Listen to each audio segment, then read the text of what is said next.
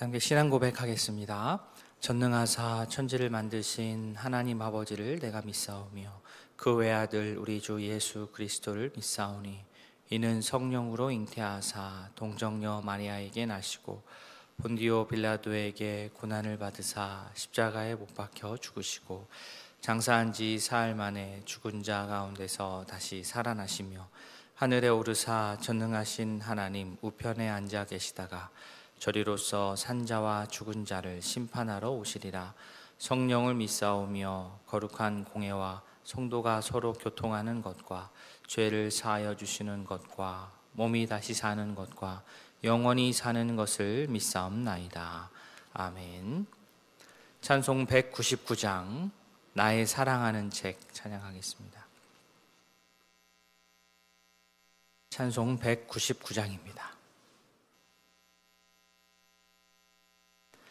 나의 사랑하는 책 비록 헤어졌으나 어머니의 무릎 위에 앉아서 재미있게 듣던 말 그때 일을 지금도 내가 잊지 않고 기억합니다.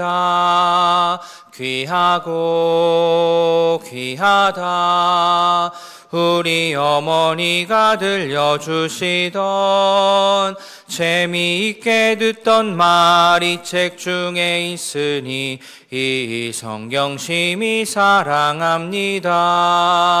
옛날 용맹스럽던 다니엘의 경험과 유대 임금 다윗 왕의 역사와 주의 선지 엘리야 바람 타고 하늘에 올라가던 일을 기억합니다.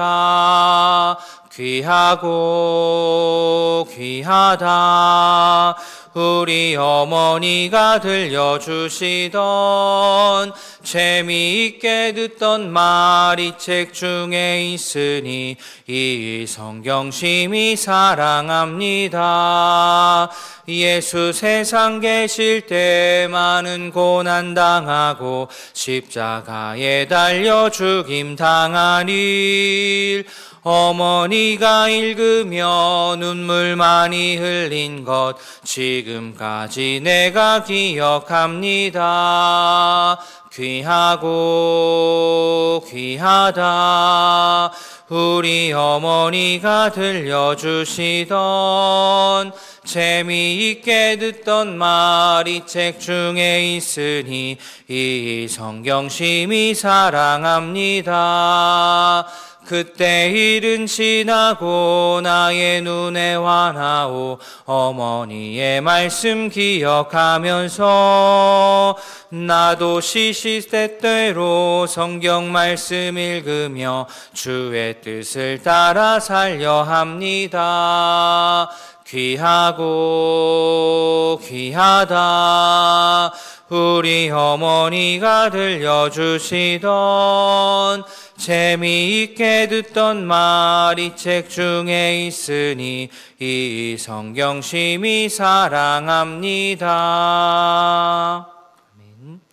하나님 아버지 이 새벽 주의 은혜로 예배당에 나와 머리 숙여 기도할 수 있게 해주셔서 감사합니다. 날마다 새로운 은혜로 덧입혀 주시는 주의 사랑에 감사하는 성도로 살아가기를 원합니다. 말씀으로 깨우쳐 주시고 깨달은 말씀 마음에 담아 기도하며 인격에 새기는 이 새벽이 되게 하여 주시옵소서. 이른 아침을 깨우고 기도의 자리에 나온 모든 성도에게 복을 주시며 이곳에서 작정하여 기도하는 모든 기도가 주의 뜻 안에서 풍성하게 열매 맺게 하옵소서. 오늘 하루도 주의 사랑을 부지런히 전하고 실천하게 하옵소서. 감사드리며 예수님의 이름으로 기도합니다. 아멘. 누가복음 9장입니다. 신약성경 105면 누가복음 9장 1절부터 17절까지 누가복음 9장 1절부터 17절까지 한 절씩 교독하겠습니다.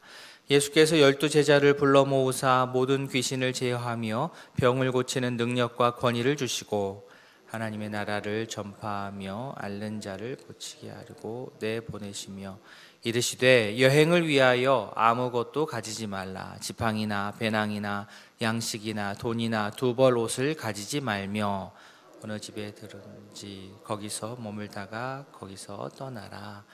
누구든지 너희를 영접하지 아니하거든 그 성에서 떠날 때에 너희 발에서 먼지를 떨어버려 그들에게 증거를 삼으라 하시니, 제자들이 나가 각 마을에 두루 다니며 곳곳에 복음을 전하며 병을 고치더라.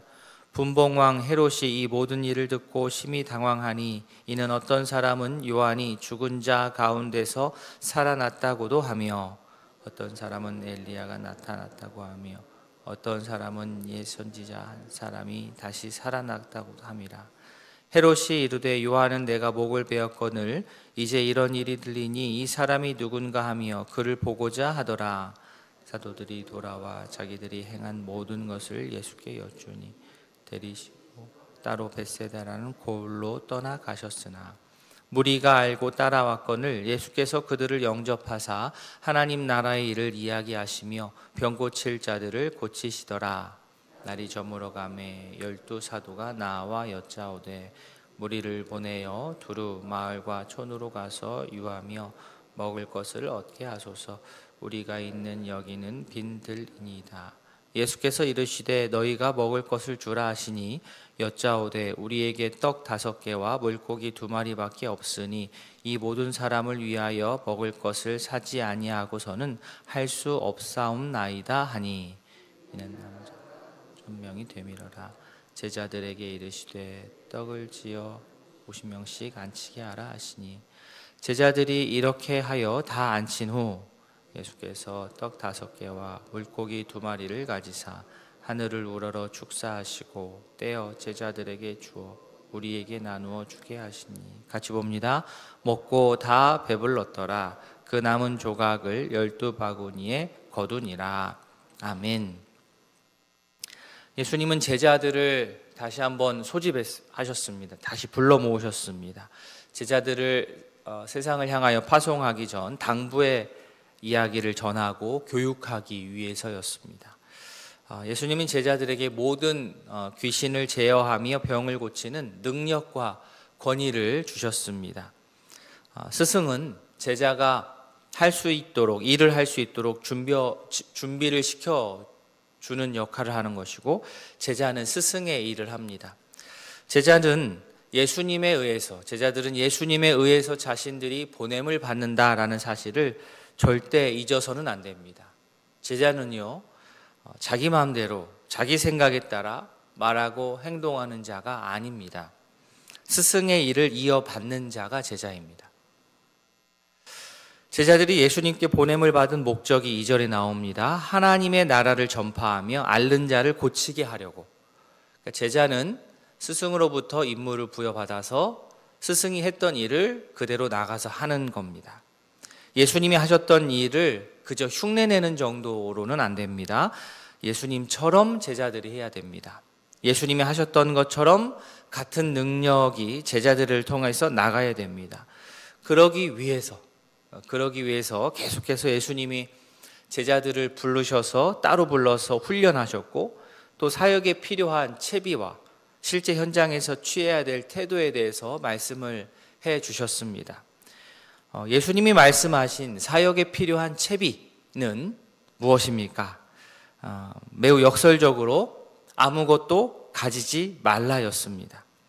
물론 정말 문자적으로 아무것도 가지지 않으면 생존 자체가 불가능한 것이고, 여기서 아무것도 가지지 말라라는 것은 꼭 필요한 것만 챙기고 여분의 것까지 너무 과하게 챙기지 말라는 그런 뜻입니다.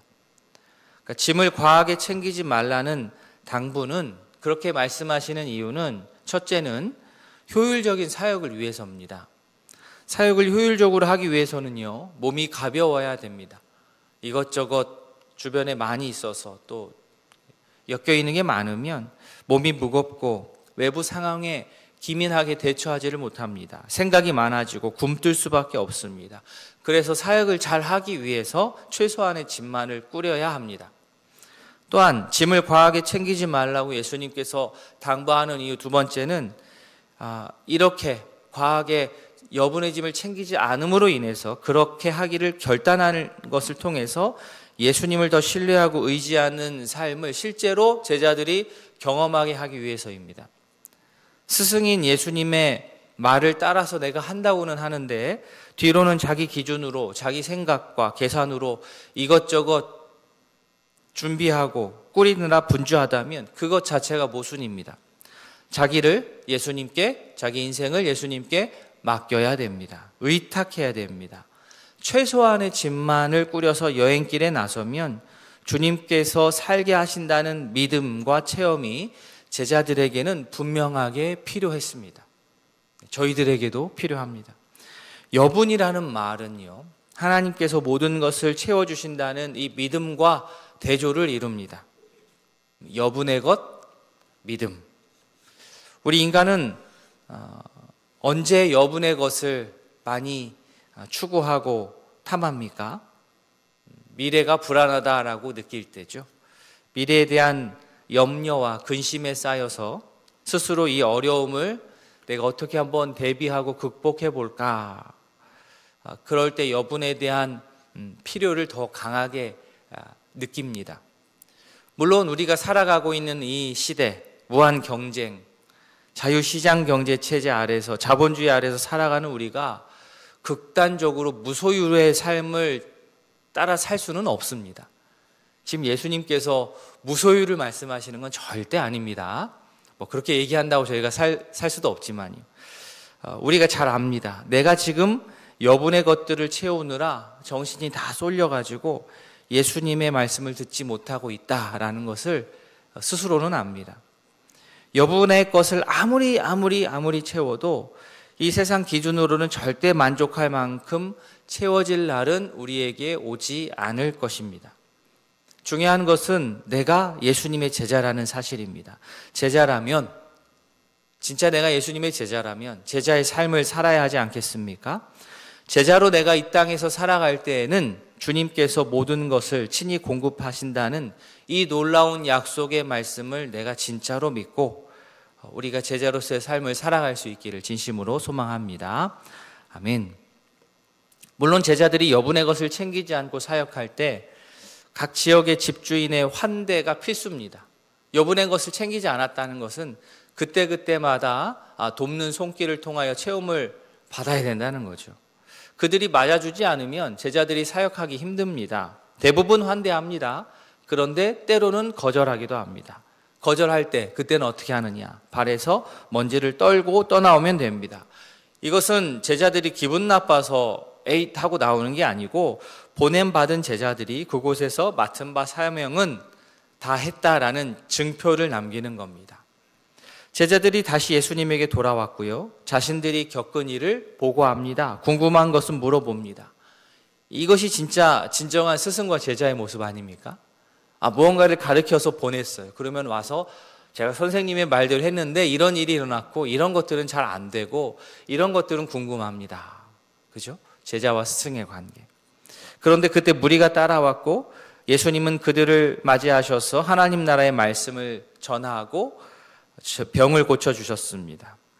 자, 복음을 거절하는 자는 아쉽지만 다음을 기약하며 발에 먼지를 떨어서 증포를 삼아야 하지만 이렇게 복음을 듣고 몰려오는 무리는 잘 맞아주고 그들의 필요도 더 채워져야 합니다.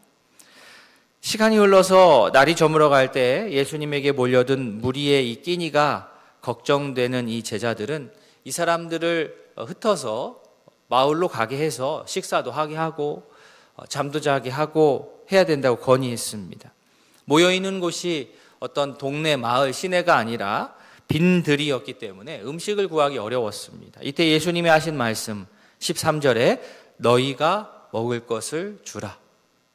너희가 먹을 것을 주라. 제자들이 가진 것은 떡 5개와 물고기 2마리 뿐이었는데 모인 사람은 남자만 5,000명이었습니다. 예수님은 50명씩 그룹을 져서 앉게 한 다음에 떡 5개와 물고기 2마리를 들고 하늘을 우러 축사하시고 제자들을 통하여서 음식을 나누게 하셨고 기적적으로 모든 이가 배불리 먹었으며 게다가 12바구니가 남았습니다. 그 옛날에 광야에서, 그죠? 여기 예수님이 계신 곳이 빈들이죠. 예전에 그 광야에서 이스라엘 백성들이 만나와 메추라기로 먹었던 그 이스라엘 백성들처럼 예수님 안에 있는 새로운 이스라엘은 하나님께서 주시는 양식으로 새 생명을 얻었습니다. 제자들은 사람들에게 나누어 주고 또 음식이 남은 그 바구니를 각자의 그 손에 들고 있었을 거 아닙니까? 그죠? 이걸 아주 실제적으로 체험한 겁니다. 불안한 마음에 여분의 것을 챙기지 않아도 정말로 진짜로 주님은 이렇게 채워주심을 자기 손으로 바구니 꽉 차 있는 거 다 나눠주고도 자기 바구니에 음식 가득히 차 있는 것을 보면서 분명하게 경험을 하는 것이죠. 주님은 제자들의 필요를 채워주십니다. 이를 믿고서 제자의 사명을 감당하면 그 제자들의 손길을 통해서 결국에는 하나님의 나라가 전파됩니다. 하나님께서 우리를 자녀 삼아 주셨습니다. 예수님의 제자 삼아 주셨습니다. 예수님의 제자로서 예수님이 하셨던 복음 전파의 사명을 우리 모두가 잘 감당하기를 원합니다. 제자로서의 사명만 잊지 않는다면 우리의 필요는 분명하게 주님께서 채워주실 줄 확신합니다.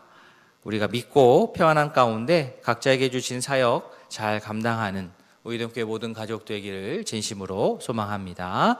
아멘. 오늘 두 가정을 위해서 기도하겠습니다. 안미자 권사님 가정, 아들 가정, 남편 구원, 가족 건강, 손주들 건강, 자녀 직장 안정, 성령으로 사명 감당할 수 있도록 우리 권사님에서 기도해 주십시오. 우리 박효미 집사님 가정, 직분을 감당할 수 있도록 겸손히 기도하면서 또 아들 김상윤 형제의 앞길 인도를 위해서 믿음 회복, 새로 시작한 일 적응 잘 할 수 있도록 건강할 수 있도록 박효미 집사님 위해서 기도해 주시기 바랍니다. 말씀을 기억하시면서 환우들의 회복과 속해 있는 목장을 위해서 오늘 저녁에서 수요 기도회에서 기도해 주시기 바랍니다. 다 함께 기도하시겠습니다.